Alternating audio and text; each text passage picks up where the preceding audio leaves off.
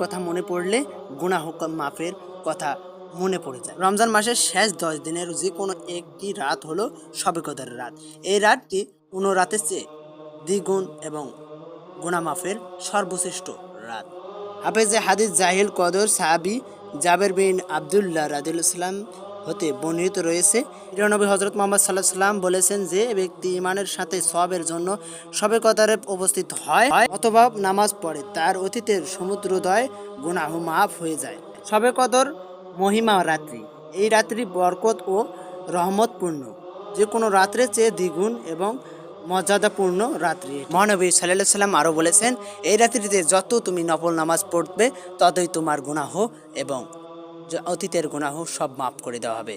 সুবহানাল্লাহ। সেই সাথে তোমাকে আল্লাহর পথে আহ্বাইতে হবে এবং তুমি নামাজটাকে কখনো ছেড়ে দিও না। মহানবী সাল্লাল্লাহু আলাইহি ওয়াসাল্লাম আরও বলেছেন, বেজর রাত্রি হচ্ছে শবে কদরের রাত।